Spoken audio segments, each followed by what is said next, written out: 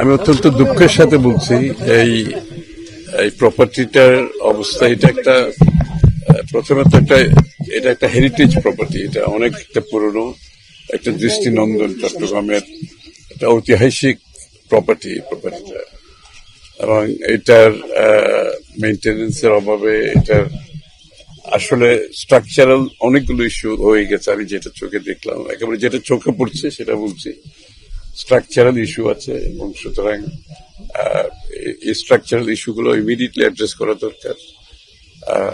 কারণ structural issue না করে এখানে রেনোভেশনের কোনো সুযোগ এখানে নাই। এটাকে প্রথমে অ্যাড্রেস করতে হবে। ডেন্টিস্টের পরামর্শ নাও নতুন কোলগেট অ্যাক্টিভ সল্ট।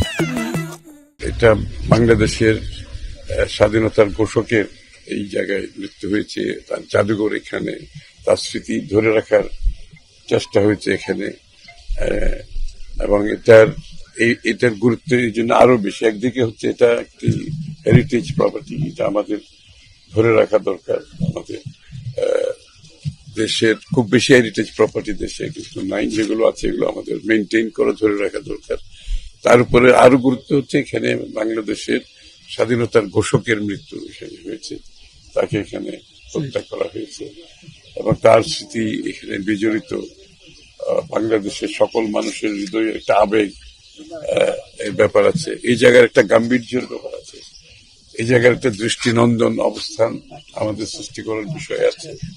আমি মনে করি প্রথম যেটা, এটার যে স্ট্রাকচারাল যে ইস্যুটা আছে, ইমিডিয়েটলি এটা অনেক দেরি হয়ে গেছে। আমি দেখে আমার যেটা মনে হচ্ছে এটা ইমিডিয়েটলি এটার একটা আমার স্ট্রাকচারাল ইস্যুটা করে পরবর্তীতে এটা জাদুঘর হিসাবে যেটা আগে ছিল, এটা করতে গেলে স্ট্রাকচারাল বিষয়টাকে অ্যাড্রেস করার পরে বাকি পরিবর্তনগুলো এখানে আনতে হবে ক্রমান্বয়ে, এবং যত তাড়াতাড়ি সম্ভব আমি এর সাথে কথা বলবো। আমাদের সংস্কৃতি মন্ত্রণালয় মাননীয় মন্ত্রী যারা আছেন এবং দায়িত্বে যারা আছেন, জাদুঘরের সাথে কথা বলবো।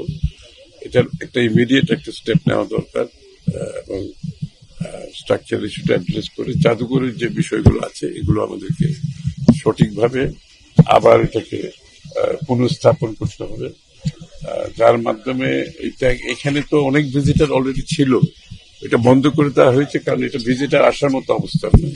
স্ট্রাকচারাল অবস্থাটা এত খারাপ হয়ে গেছে, এবং যে কোনো সময় একটা যদি ভূমিকম্প হয় কোনো ধরনের, কিন্তু এটার জন্য একটা এই জায়গাটার জন্য একটা থ্রেট রয়ে গেছে।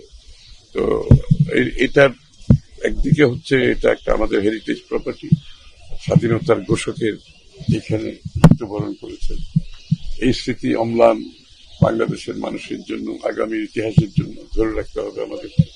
সুতরাং জাদুঘর হিসেবে এটার আবার পরিপূর্ণতা দিতে গেলে এটাকে স্ট্রাকচারাল বিষয়টাকে অ্যাড্রেস করতে হবে। আমার মনে হয় মন্ত্রী, সংস্কৃতি মন্ত্রী এই মাসের শেষে 24 তারিখ এখানে আসছেন, এবং এটার একটা দ্রুত প্রতিকার আমাদের করতে হবে। এটা এইরকম একটা হেরিটেজ প্রপার্টি, বিশেষ করে যেখানে বাংলাদেশের মুক্তিযুদ্ধে যিনি রণাঙ্গনে যুদ্ধ করেছেন, দেশকে স্বাধীন করার অন্যতম সাহসী পুরুষ, স্বাধীনতার ঘোষক, তার স্মৃতি, তার এখানে মৃত্যুবরণ হয়েছে। এই স্মৃতি অম্লান, এই জায়গাতে আমাদের জন্য যথেষ্ট জাতীয় গুরুত্ব রয়েছে, এবং এটার ইমিডিয়েট সংস্কারের মাধ্যমে এই প্রপার্টিকে ধরে রাখতে হবে।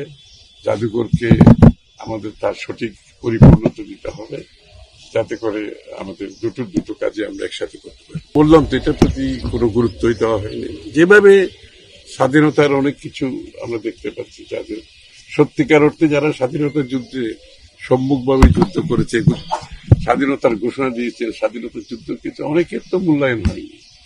সুতরাং আজকে আমাদের সকলকে মূল্যায়ন করতে হবে।